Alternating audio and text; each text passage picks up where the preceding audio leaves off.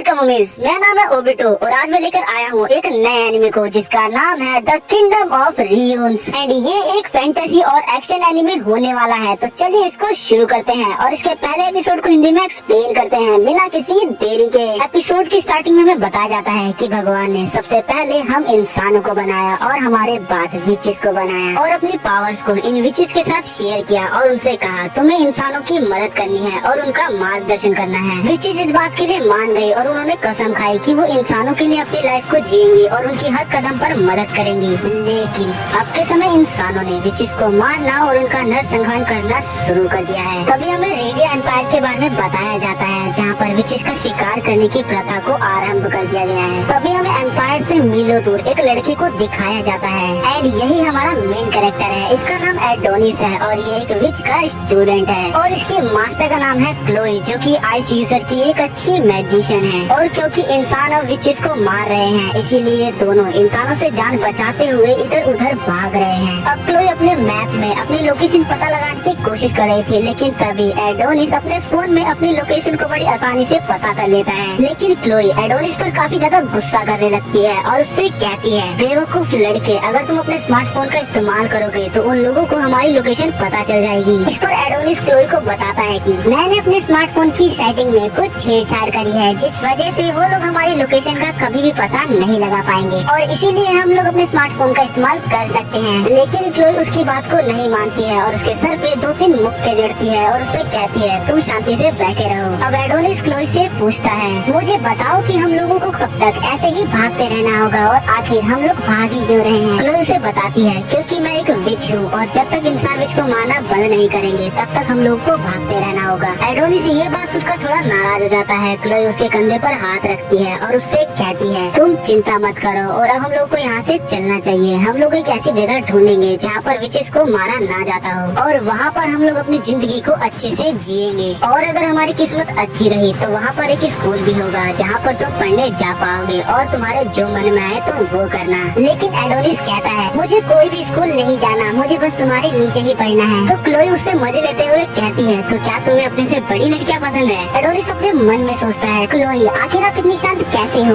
जो इंसान हमारे साथ करते हैं आपको उस पर गुस्सा नहीं आता और क्या हम अपने मैजिक का यूज करके सभी इंसानों को मार नहीं सकते। लेकिन तभी कुछ इंसान उन दोनों की लोकेशन ढूंढते हुए वहाँ पर आ जाते हैं। तभी एडोनिस अपने मैजिक का यूज करके उन्हें मारने वाला होता है लेकिन क्लोई उसको रोक देती है और अपने आइस मैजिक का यूज कर एक ही बार में सभी को जमा देती है। तभी हमें रेडियो एम्पायर के एम्परर गोते को दिखाया जाता है। गोते अपने आदमियों से कहता है क्लोई को मेरे सामने अभी के अभी लेकर आओ क्योंकि अब मैं उस विच को ज्यादा भागने नहीं दूंगा। इधर हम देखते हैं कि क्लोई ने अपने मैजिक से सभी को बर्फ में जमा रखा है लेकिन एडोनिस उस पर गुस्सा करते हुए उससे बोलता है आप मुझे कुछ करने क्यों नहीं देती हो, मैं इन कीड़े मकोड़ों को तो संभाल ही सकता हूँ और फिर मेरे मैजिक सीखने का फायदा ही क्या है जब मैं उसे यूज ही नहीं कर सकता। लेकिन क्लोई उससे कहती है कि तुम अभी भी अनएक्सपीरियंस्ड हो इसीलिए मैं तुम्हें अपने मैजिक का इस्तेमाल करने नहीं देती हूँ। लेकिन तभी एडोनिस अपने मैजिक से एक बड़ी सी सोर्ड को समन कर लेता है और वो क्लोई से कहता है भला आपका कोई स्टूडेंट आखिर अनएक्सपीरियंस्ड कैसे हो सकता है। लेकिन क्लोई उससे कहती है मुझे तुम्हारी बातों से गुस्सा आ जाएगा इसीलिए चुप रहो। लेकिन एडोनिस उससे कहता है मैं एक इंसान हूँ इसीलिए आप नहीं चाहती हो कि मैं अपनी ही जाति के लोगों को मारूं क्योंकि आप बहुत ज्यादा अच्छी हो। चाहे इंसान हमारे साथ जैसा भी करे लेकिन आप अपने इमोशन को रोक लेती हो ताकि मैं उनसे फाइट ना करूं और इसीलिए आप मुझे उन लोगों से लड़ने भी नहीं देती हो। लेकिन अब मैं और नहीं सह सकता, क्या मैं आपको प्रोटेक्ट भी नहीं कर सकता हूँ। इसके बाद एडोनिस रोने लग जाता है लेकिन तभी क्लोई उसे गले लगा लेती है और उससे कहती है मैं भी तुम्हें प्रोटेक्ट करना चाहती हूँ। लेकिन तभी वो इंसान जो बर्फ में जमे हुए थे वो क्लोई और एडोनिस को टेलीपोर्ट करने लगते हैं और ये देखकर क्लोई भी काफी ज्यादा हैरान थी। वहीं दूसरी तरफ एम्पायर में हम गोते को देखते हैं जो कि अपने क्राउन को नीचे रखकर स्पीच देने लगता है। गोते बोलता है अब मैं एक एम्पायर की तरह नहीं बल्कि एक इंसान की तरह बात करूंगा। मैंने देखा है कि चाहे कितना ही बड़ा डिजास्टर आ जाए या महामारी आ जाए हमें विचेस के ऊपर डिपेंड रहना पड़ता है। हमें उनके सामने झुककर रहना पड़ता है, उन्हें रिवॉर्ड देना पड़ता है और उनसे डरना पड़ता है। लेकिन क्या हम इंसानों की बुद्धिमत्ता हमेशा उनके मैजिक की तले दबे रहेगी?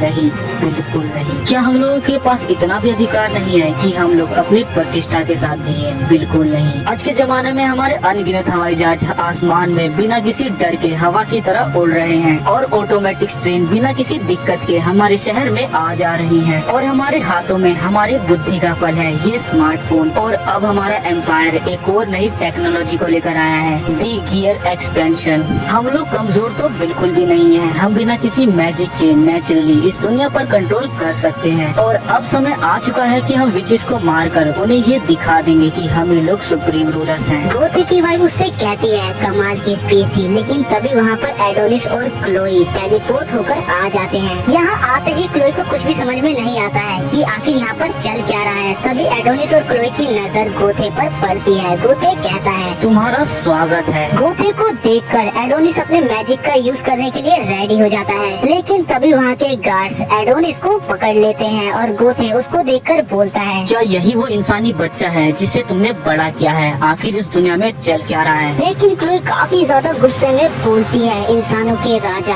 अगर तुम अपने लोगों की भलाई चाहते हो तो मेरे स्टूडेंट को छोड़ दो। और तभी क्लोई अपने आइस मैजिक के एब्सोल्यूट जीरो का इस्तेमाल करती है और कहती है अगर यही तुम्हारा जवाब है तो तैयार हो जाओ। एडोनिस भी तुम्हारी तरह ही एक इंसान है और इसीलिए मैं तुम लोगों से लड़ना नहीं चाहती, क्योंकि अगर मैं तुम सब लोगों को मार दूंगी तो एडोनिस के पास घर जाने की कोई जगह बचेगी ही नहीं। और इसीलिए मैं अब तक तुम लोगों से नहीं लड़ रही थी, लेकिन अब तुम नहीं बचोगे। लेकिन तभी हम देखते हैं कि क्लोई का मैजिक टूट जाता है और अपने मैजिक को टूटता देखकर क्लोई काफी ज्यादा हैरान हो जाती है। गोथे उससे कहता है तुम लोग कभी नहीं समझ पाओगे हमारे साइंस को कि आखिर हम लोगों ने क्या हासिल किया है। अब हमें बताया जाता है कि इंसानों ने एक ऐसा डिवाइस बना लिया है जिसकी वजह से वो लोग विच के मैजिक को नलीफाई और सप्रेस कर सकते हैं, और इस डिवाइस का नाम है SDM2। इसके बाद गोथे क्लोई के पास जाता है और उसके कपड़ों को फाड़ देता है और उससे कहता है बिना मैजिक के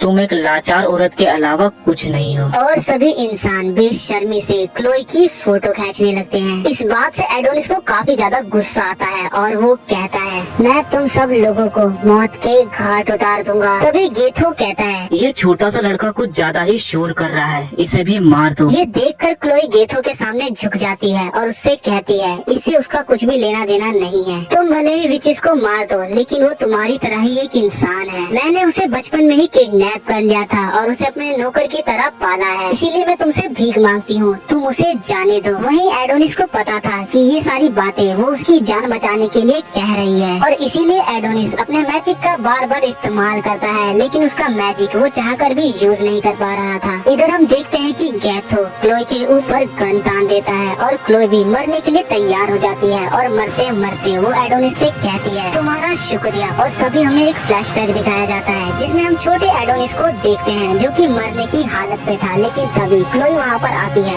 और उसकी जान बचा लेती है। और इधर हम देखते हैं कि गेथो क्लोई के सर पर गोली मार देता है और उधर खड़े सभी गार्ड्स भी अपनी गन से क्लोई के सीने को छल्ली छल्ली कर देते हैं। क्लोई को अपने सामने मरता हुआ देखकर एडोनिस को क्लोई के साथ बिताए सभी अच्छे पल याद आने लगते हैं। जिसके बाद गेथे क्लोई के सर को अपने हाथ में उठाता है और कहता है अब हमने दुनिया की सबसे ताकतवर विच को मारकर ये साबित कर दिया है कि इंसान सबसे ज्यादा ताकतवर है। तभी हम एडोनिस को देखते हैं जिसके अंदर अब इंसानों के प्रति काफी ज्यादा नफरत और काफी ज्यादा गुस्सा भरा है। इसके बाद हमें 10 साल का टाइम स्किप दिखाया जाता है जहाँ पर हम एक प्रिजन के अंदर का सीन देखते हैं। यहाँ पर सभी विचेस को कैदी बनाकर रखा हुआ है और इन लोगों को सेक्स सेल की तरह यूज किया जाता है। इनमें से ही कुछ कैदी खाने के लिए आपस में लड़ रहे हैं। तभी हम यहाँ पर एक डरोका नाम की विच को देखते हैं जो कि हद से ज्यादा अच्छी थी और वो अपनी ब्रांड दूसरी विच को दे देती है। तभी उसकी दोस्त आना उससे कहती है क्या तुम्हारा दिमाग ठीक है, अब तुम क्या खाओगी? डरोका उससे कहती है कि मैं बिल्कुल ठीक हूँ और मेरा पेट वैसे भी भरा हुआ है। आलिया उसे बताती है कि इस दुनिया में अब लड़ाई कभी भी नहीं रुकेगी और सभी लोग अपनी टेक्नोलॉजी को बढ़ाने में लगे हुए हैं। वो आगे बताती है कि इंसान कहते हैं जब सारी विचें मर जाएंगी तब हम जाकर खुश होंगे। क्या सच में ऐसा होने वाला है डरोका? तभी डरोका अपनी 2 डॉल्स से अन्ना को हंसाने की कोशिश करने लगती है और वो उसे हंसा भी देती है। लेकिन तभी वहाँ पर कुछ गार्ड आते हैं जो कि अपने साथ 218 नंबर की लड़की को ले जाने आए थे। लेकिन तभी डरोका देख लेती है कि 218 नंबर तो अन्ना का है और वो उससे अपनी प्लेट एक्सचेंज कर लेती है और सामने जाकर कहती है कि मैं हूँ, चलो मुझे ले जाओ। इसके बाद डरोका को इंचार्ज के सामने लाया जाता है। इंचार्ज उससे कहता है, इतनी हैरानी से ना देखो, हमने तुम्हारी बॉडी को चेक किया है और तुम्हारी बॉडी लॉर्ड्स को खुश करने के लिए काफी है। दरअसल इस जगह को चलाने के लिए हमें काफी ज्यादा पैसों की जरूरत पड़ती है और हमें काफी ज्यादा टैक्स पेयर करना पड़ता है और इसीलिए तुम्हें भी बाकी सभी की तरह अपनी बॉडी को सर्व करना होगा। डरोका वहाँ पर कुछ विचेस को देखती है और उन्हें देखकर डरोका बोलती है, ये नर्क से बदतर है। इंचार्ज कहता है कि हमने इनके ऊपर गियर एक्सपेंशन का इस्तेमाल किया है और इससे इंसानियत को काफी ज्यादा मदद मिली है आगे बढ़ने में। इसके बाद इंचार्ज डरोका की फोटो लेने लगता है, लेकिन डरोका इसी बात का फायदा उठाकर इंचार्ज को ही काट लेती है और उसका फोन लेकर यहाँ से भाग जाती है। डरोका उस फोन को अनलॉक करने की कोशिश करती है, लेकिन उसके ऊपर वॉइस लॉक लगा था। तभी डरोका अलग अलग वॉइस में उस फोन को खोलने की कोशिश करती है और आखिर में जब डरोका प्रिजन इंचार्ज की वॉइस में बोलती है तो फोन अनलॉक हो जाता है। इसके बाद डरोका सभी जेलों को खोल देती है और चिल्लाकर कहती है, गेट खुल चुके हैं, सभी लोग भाग जाओ। अब इधर काफी ज्यादा हड़कंप मच जाता है और सभी लोग इधर उधर भागने लगते हैं और डरोका एक बड़े से गेट के सामने आकर रुक जाती है और जब वो उसको खोलकर अंदर की तरफ जाती है तो वो पाती है कि किसी खतरनाक विच को सील कर रखा है। अब वो सील टूटने लगती है। तभी वहाँ पर गार्ड आ जाते हैं और वो काफी ज्यादा कोशिश करते हैं कि सील ना खोले, लेकिन वो सील टूट जाती है और उस सील के अंदर काफी गुस्से से भरा हुआ एडोनिस था और वो काफी गुस्से में अपनी आँख खोलता है। और इसी के साथ ये वाला एपिसोड यहाँ पर खत्म होता है। तो चलिए मिलते हैं नेक्स्ट एपिसोड में, जब तक के लिए मेरे चैनल को सब्सक्राइब कर लें।